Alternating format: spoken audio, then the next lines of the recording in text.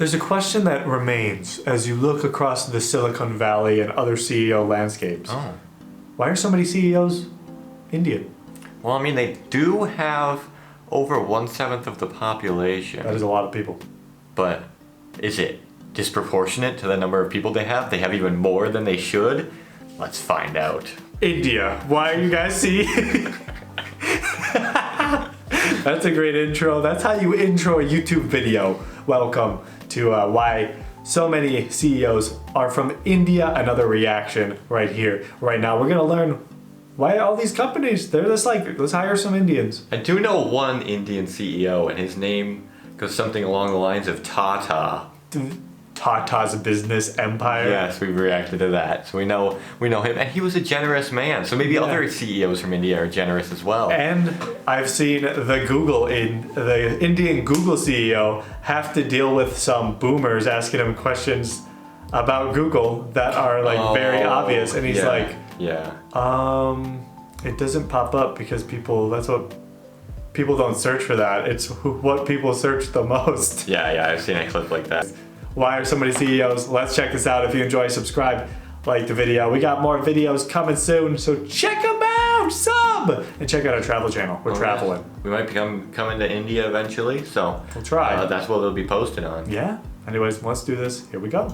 Google, Adobe, Microsoft, and IBM are all run by people who grew up in India. The latest to join these ranks is Twitter CEO Parag Agrawal, who took over from Jack Dorsey.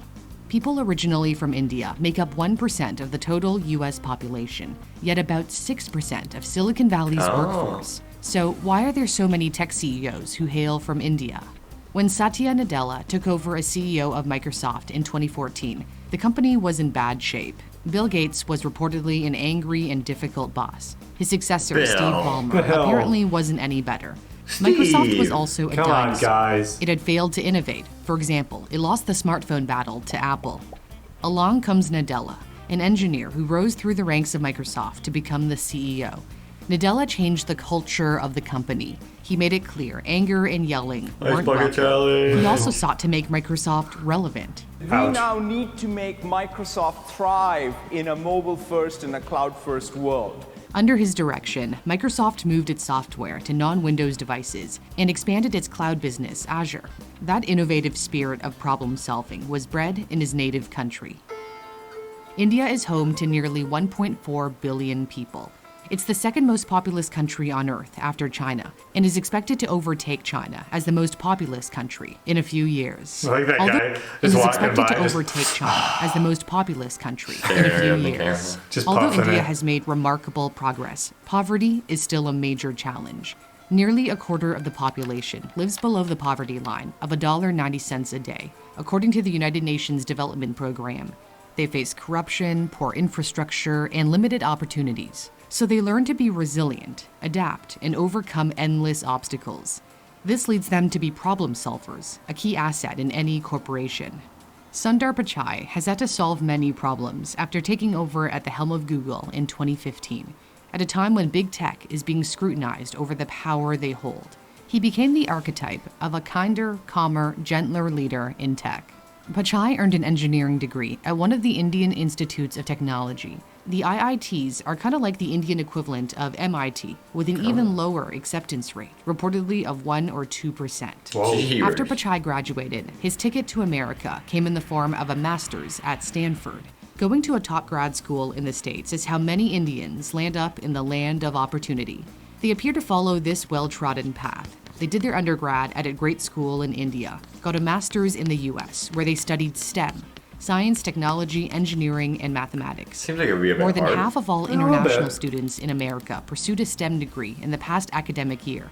American immigration favors people with specialized skills. After Pichai graduated, he went on an H-1B visa to work at consulting firm McKinsey. The H-1B allows American companies to employ foreign workers, many of whom are in IT-related fields. The US government awarded nearly 75% of these visas to Indians in 2020. Whoa. In comparison, China trailed far behind in second, at 12%. The fact that so many Indians can speak English is a tremendous advantage in the West. True. And they're comfortable with American business culture, possibly because it It's mirrors funny. We went to an Indian restaurant. We're in Georgia, where we're not from, we went to an Indian restaurant. We got the best English that we've had seen this entire time we were here from the Indian restaurant. Yes, yeah, and it's known that like in Georgia, the younger people will usually speak English, but no one has spoken it near as well as the person at the Indian restaurant. Yeah, it's just like perfect. You could understand everything. You're like, oh, excellent. Thriving IT industry back home in Bangalore, Chennai, and Hyderabad. They're also more likely to want to work overseas. 80% of Chinese international students return to China after graduating, according to China's Ministry of Education. Chinese entrepreneurs prefer starting their own companies at home. Alibaba is known as the Amazon of China. Tencent owns the messaging app WeChat, used by 1.2 billion people. Huawei is one of the giants of the tech industry. China's transition from a manufacturing hub to a tech hotbed has largely been driven by government policy. In the late 70s, Chinese leader Deng Xiaoping encouraged foreign businesses to set up offices in China, which fostered a startup environment. On the other hand, India has a problem of too much talent leaving the country for good. It has the highest number of migrants living abroad, at 17.5 million, according to the UN. And more Indians gave up their passports to become naturalized American citizens in 2020 than the Chinese, continuing the trend from past years. Dang. However, the brain drain from India may be starting to recede. An increasing number of homegrown Indian startups are becoming unicorns, meaning the companies are valued at 1 billion or more. I really like that animation right there. Yeah, the unicorn. They had to make sure to get the demonstration and the diagram, one could say. Yeah. Well, it's good.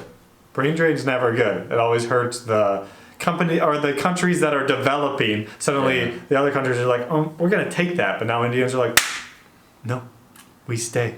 We are becoming unicorns. Yes, we are. Look at my horn. Look at my rainbow farts. Oh, they have rainbow farts? Yes, unicorns have rainbow farts. Where can we find one? I don't know. The data platform Traction tells Newsthink India created 47 unicorns in 2021, Apparently in a India. significant jump from the 17 in apparently. 2020, and even less in years past. The tech ecosystem is being bolstered by powerful investment firms such as SoftBank that have been pumping money into Indian startups. But in order to entice more people to remain in their native country, salaries will have to catch up with those in the West. The average American tech worker earns around $98,000 a year, according to the online recruiting platform Dice. Tech salaries in India vary greatly, but the job site Indeed pegs the median salary at $20,000 US, going up to as much as $33,000, which makes them some of the top earners in their country, but still, far less than what they'd make in the States. As salaries grow along with India's startup boom, this could have implications for the number of exceptional individuals desiring to move abroad. The one thing that the CEOs of tech giants have in common is their strong background in engineering. If you wanted to improve your STEM skills, my sponsor Brilliant can help you achieve your goals. Hey, if you want to become an Indian CEO, smooth. check out this website. Yeah. That is it. So we know now why are so many Indian CEOs from India. They use Skillshare. They do use Skillshare. Check out our link in the description. We don't have it. I mean, Brilliant, not Skillshare, sorry. Shoot, yeah. wrong sponsor. But yeah, really interesting to actually see that kind of like the progression that they go through. And they're like, oh, I'm really smart. I'm going to go to a really smart Indian school. Oh, now I'm going to go to America. And now I'm going to become the CEO of the biggest company, one of the biggest companies in the world. Yeah, that's gotta be crazy hard to get into the first, to the 1 to 2% acceptance rate schools in India, and then fly across the world, live in a whole new culture, whole new environment, and then get into a 5% acceptance rate college there. Yeah. For a master's degree. But they're friendly. True. They stopped yelling. They know what they're doing. Yeah. Boom, success. And look at Microsoft now. They just bought Activision. They did. Yeah, that's a big purchase. They've been making big purchases. Yeah, anyways, that was really interesting. Learn a little bit about why Indian CEOs, they're popping up everywhere. They're just popping off right now. Yes, and it's good that they're actually like companies are coming up in India as well. Kind of get the economy moving there, get more job opportunities for people, higher wages. That's Yeah. good. Unicorns are sprouting about, and yeah, it is very good because instead of the super talented people being outsourced, they are staying. Yes. Yes, very good. Anyways, hopefully you guys enjoyed another India reaction. If you did, subscribe, like the video, check out the travel channel. We're traveling. We'll check out India for reals, not just through videos. Eventually. And we'll try authentic Yes. Indian food when we're there. Thanks for watching. See you in the next one.